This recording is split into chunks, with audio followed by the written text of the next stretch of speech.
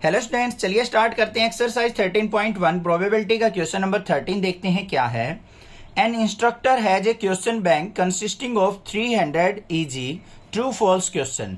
एक इंस्ट्रक्टर है, उसके पास एक क्वेश्चन बैंक है। उस क्वेश्चन बैंक में कौन कौन से क्वेश्चन है? 300 तो इजी क्वेश्चन है ट्रू फॉल्स के, 200 डिफिकल्ट ट्रू फॉल्स के क्वेश्चन है, and 500 easy multiple choice question है, and 400 difficult multiple choice question है। ठीक है, दो कैटेगरी बना रखी है, एक तो ट्रू फॉल्स के, एक हमारी एमसीक्यू क्वेश्चंस के है। उसके अंदर फिर दो कैटेगरी हैं, ट्रू फॉल्स के अंदर एक इजी और एक डिफिकल्ट क्वेश्चन। ऐसे ही एमसीक्यू के अंदर भी इजी और डिफिकल्ट क्वेश्चंस की कैटेगरी है।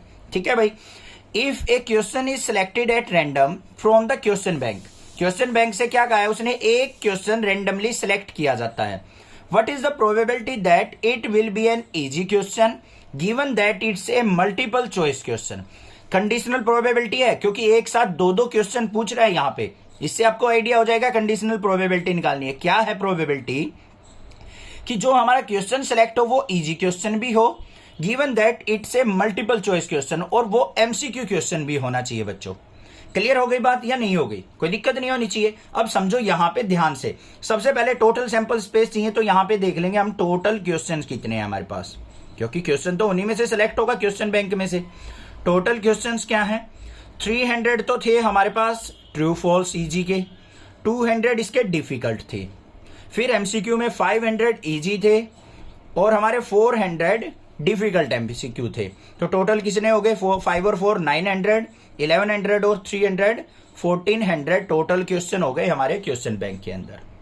समझ में आ गई बात? इतनी कोई दिक्कत नहीं होनी चाहिए। अब बात करते हैं अपने इवेंट्स की। अब इवेंट देखो हमारा क्या है कि जो क्वेश्चन हो इजी क्वेश्चन भी होना चाहिए और एमसीक्यू भी होना चाहिए। तो हम यहां पे क्या लिखेंगे? E be the event,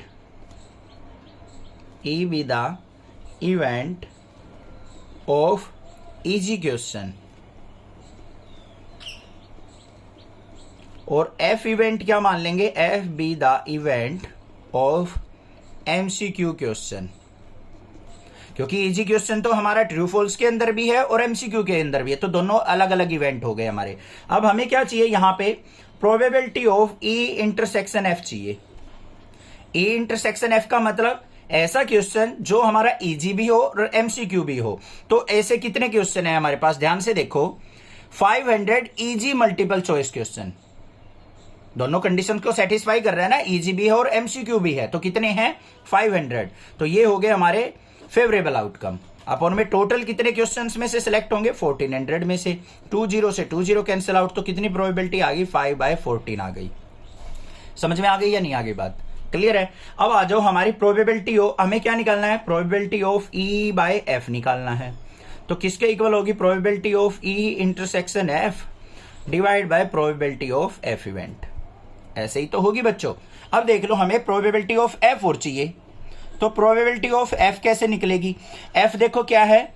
be the event of MCQ question. F जो प्रोबेबिलिटी है हमारी किसकी है? एमसीक्यू क्वेश्चंस की है। इवेंट एफ को क्या मानना है? जिसके अंदर एमसीक्यू क्वेश्चंस हो। एमसीक्यू क्वेश्चन टोटल कितने हैं? 500 और 400, तो कितने हो गए? Total 900 questions. यहां पे इजी डिफिकल्ट से मतलब नहीं है, ओनली एमसीक्यू क्वेश्चन की बात कर रहा है। और टोटल जो हमारे पास क्वेश्चन थे 1400, तो एफ इवेंट की प्रोबेबिलिटी आ गई हमारे पास 9/14। पुट कर दो बस। ए इंटरसेक्शन एफ की क्या है? 5/14, और यहां पे आई है 9/14। सिंप्लीफाई कर लो, 5/14 इंटू 14/9, 14 से 14 कैंसिल, तो कितनी प्रोबेबिलिटी आ गई? 5/9 प्रोबेबिलिटी आ गई हमारी कि क्वेश्चन जो है हमारा वो इजी क्वेश्चन भी होगा और एमसीक्यू क्वेश्चन भी होगा।